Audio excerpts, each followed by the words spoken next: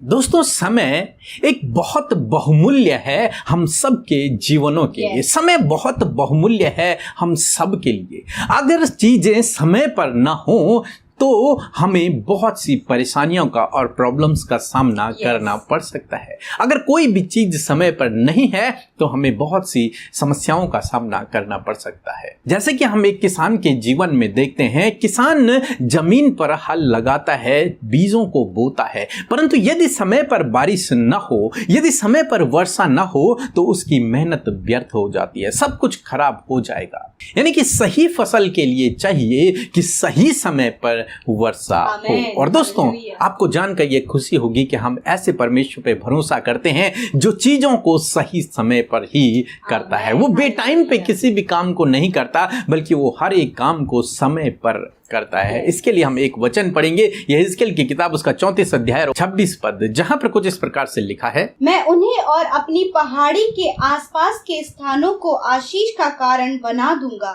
और मेह को मैं ठीक समय में बरसाया करूंगा, और वह आशीष की वर्षा होगी। आमीन।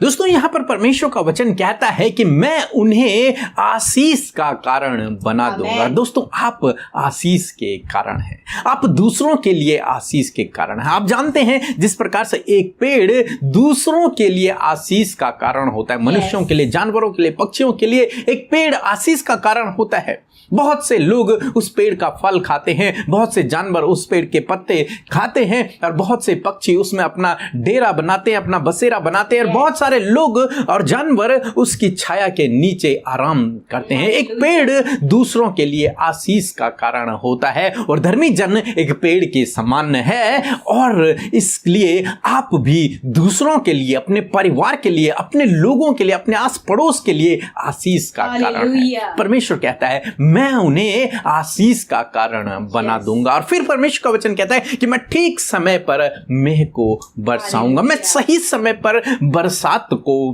करूंगा, और वो आशीषों की बरसात होगी। जिस प्रकार से एक किसान के जीवन में हमने देखा, जब बारिश होती है तो वो बहुत खुश आनंदित हो जाता है, क्योंकि उसे उसके मेहनत का प्रतिफल मिलने वाला होता है और उसकी फसल बहुत अच्छी होती है।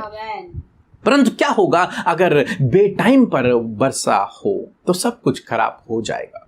इसलिए परमेश्वर हमेशा सही समय पर ही वर्षा करते हैं, ताकि किसान को उसका फल मिले, ताकि हम सबको उसका फल मिले।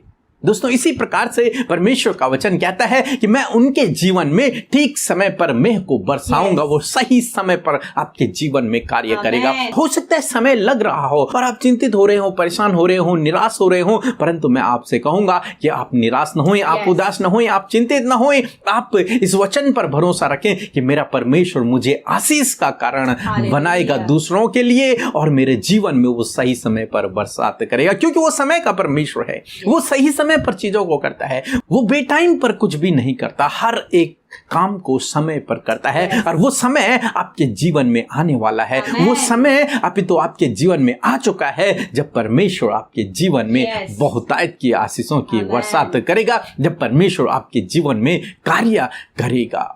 इसलिए आप निराश न होएं, आप उदास न होएं, आप चिंतित न होएं। आप परमेश्वर के चुने हुए लोग हैं, आप परमेश्वर के धर्मी जन हैं, आप दूसरों के लिए आशीष का कारण बनेंगे, और परमेश्वर आपके जीवन में कार्य करेंगे और आपके जीवन को बहुतायत से आशीषित करेंगे। सो प्रभु आपको इस वचन के द्वारा बहुतायत से आशीष दे। आमीन।